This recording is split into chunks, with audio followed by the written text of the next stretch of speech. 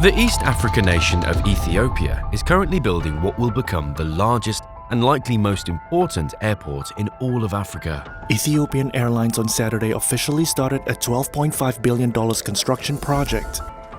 We're all familiar with airports. They're an essential staple of the way the modern world works, and it can be easy in this day and age to take them for granted. But airports can do far more than simply give planes a place to land. In fact, they can completely transform a nation. Such a potential transformation is now beckoning on the horizon for the 135 million people who live in Ethiopia. On January 10, 2026, ground was broken on this $12.5 billion project, which is set to make the country's Oromia region the home of Africa's largest airport by 2030. The passenger capacity will be more than 4 times that of the country's current largest airport, and if successful, it could turn the geographically centralized African nation into a major hub on the global stage. We'll touch down in East Africa to examine what is involved in this unprecedented airport project and what we can expect it to look like. Join us as we explore the now underway engineering and geopolitical marvel known as the Bishoftu International Airport. Ethiopian Airlines was founded in the mid-1940s. Leadership at the time saw it as a modernization and state integration tool, with a major focus on domestic air travel as a solution to Ethiopia's rugged roads and terrain. It's hard not to admire their bold ambition, and they were soon rewarded for it.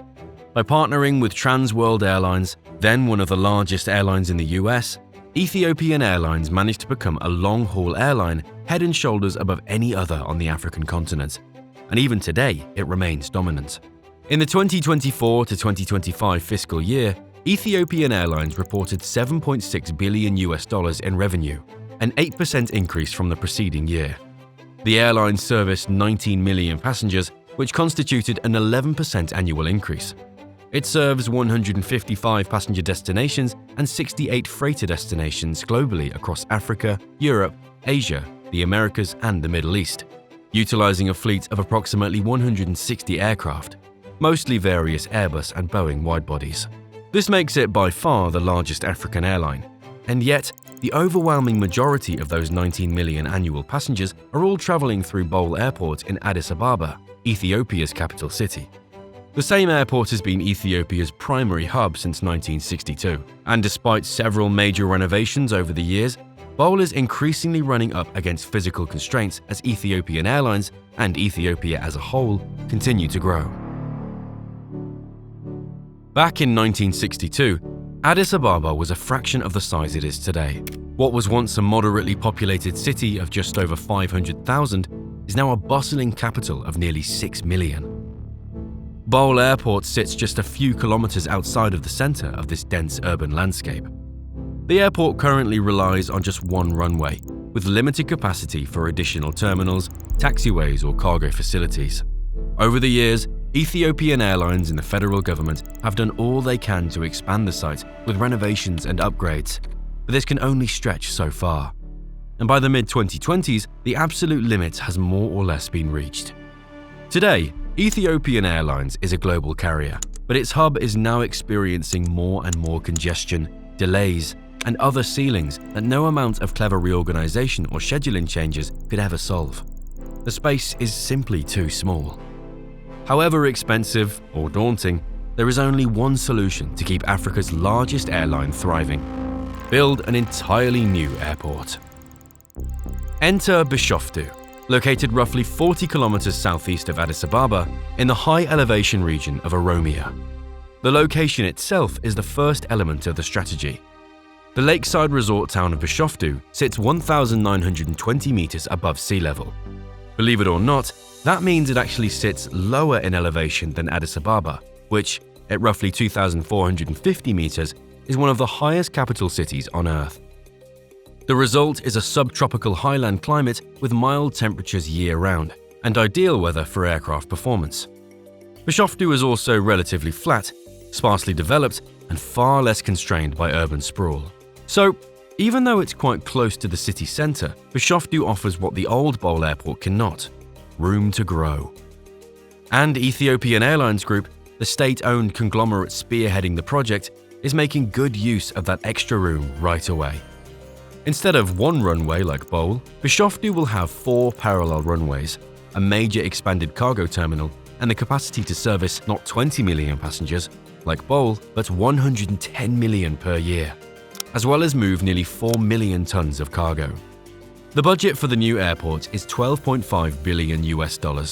Remarkably, this is close to constituting 10% of Ethiopia's national GDP. Ethiopian Airlines is responsible for about 20 to 30% of the funding. The remaining 60 to 70% is coming from the African Development Bank Group and international lenders from the Middle East, Europe, and China. The United States has also pledged support, though details of the exact nature of that support are yet to emerge. As extreme as this sounds, it is in fact not unprecedented. Between 2011 and 2023, Ethiopia constructed the Grand Ethiopian Renaissance Dam, the largest hydropower plant in Africa, to the tune of $5 billion. However, unlike Bishoftu, the dam received 91% of its funding from the state budget, while citizens and diaspora communities purchased bonds and made voluntary contributions. It became a beacon of national unity, giving Ethiopians a sense that they were sharing in the creation of an electricity source they would all benefit from. Compare this with building an international travel hub on the outskirts of the city, which costs nearly twice as much and is primarily funded by outside interests. And you can see how different a project Bishoftu truly is.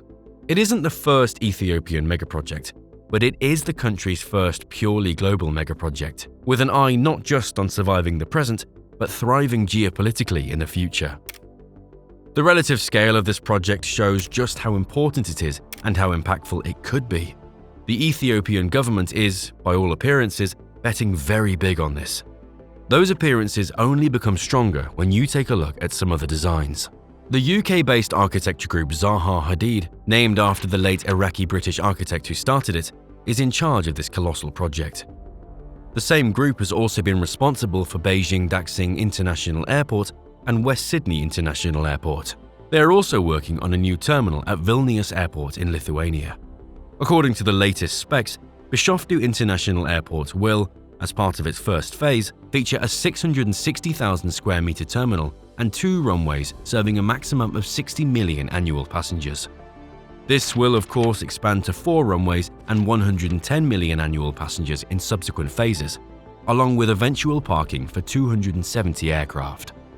The concrete and steel used for the airport's modular structure will be locally manufactured, and the airport will also be connected to Addis Ababa and the old airport via high-speed rail.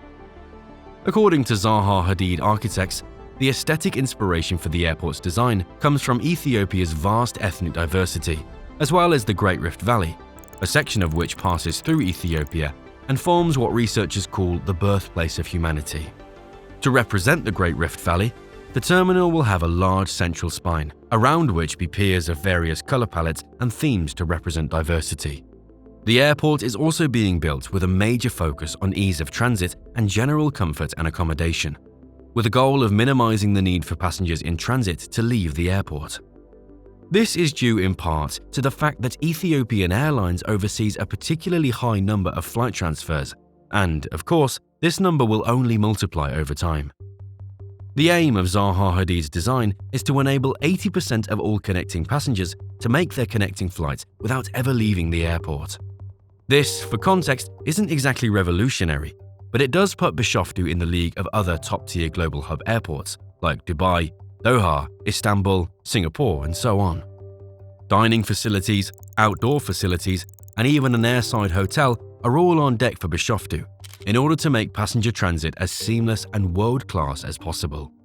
Meanwhile, technology and techniques such as solar shading, photovoltaic arrays, and natural ventilation will all contribute to Bishoftu's hopeful attainment of LEED Gold certification by the US Green Building Council. It all sounds and looks quite nice, but what does such a development really mean for the people of Ethiopia? And for that matter, how likely is it to actually get completed and to see its potential realized? These questions matter not only for Ethiopians, but for the project itself, not to mention the airline and anyone who might benefit from its services in the increasingly globalized future. According to the International Monetary Fund, Ethiopia is assessed as debt distress/debt unsustainable, thanks to missed Eurobond payments that date back to December 2023. The fact that the Bishoftu Airport project is majority funded by outside lenders, as previously discussed, only compounds the stakes. Large airports generally create both direct and indirect employment, as well as local growth due to factors like services popping up around the airport itself. But whether or not Bishoftu will create a big jobs ecosystem depends on complementary policy and broader urban expansion. And as things currently stand, we'd have to be able to simply peer into the minds of Ethiopian officials to get deeper insight into the future on that. One hopes the necessity is recognized sooner or later, but amid the country's current financial situation, the odds are perhaps not entirely in its favor. If the airport succeeds in its goal of becoming Africa's most geopolitically important travel hub, this would create major leverage for Ethiopia that could turn into renewed prosperity for Ethiopians. But there are many ifs involved in this. And speaking of if costs overrun, or cargo and passenger growth disappoint, or if global aviation downturn hits during repayment years, any or all of these factors could turn Bishoftu Airport into a debt amplifier rather than the opposite. So, given all that we've discussed up to this point, here are 3, admittedly tentative, projections for what Bishoftu International Airport could become in the future. First, best case scenario. This is the scenario where everything goes according to plan. Bishoftu opens on schedule, and a managed airport city forms with a real job ladder. This would make the airport a pillar of Ethiopian reform. It is in fact quite realistic, especially when you consider the fact that Ethiopian Airlines is already growing quite fast. And Bishoftu is in sense merely the solution to accommodate that already existing growth. But this scenario is far from guaranteed. Another, more middle ground scenario would be that the completion date gets extended, and Bishoftu is eventually opened but at increased cost. The strain on Bole Airport is greatly relieved and Ethiopian Airlines is able to continue growing, but benefits are highly concentrated and perhaps broadly underwhelming, with rural Ethiopians feeling little if any impact. For what it's worth, this is what research suggests often happens with airport-led development. To put it simply, uneven success. Then there is, of course, the worst-case scenario. Unfortunately, it's all too easy to imagine what this might look like. The project could encounter unexpected delays, speed bumps could impede the financing, political instability could resurge, passenger and cargo could, for one reason or another, fall short of their current projections. These are all typical pitfalls of megaprojects, wherever they are in the world. Having said all that, it is ultimately impossible to predict what will happen. Anyone who admires bold innovation and dramatic infrastructure development cannot help but admire the high-risk, high-reward nature of Bishoftu International Airport. For a country that has weathered so much in recent decades, it would vastly understate its resilience to say Bishoftu is a make-or-break moment for Ethiopia.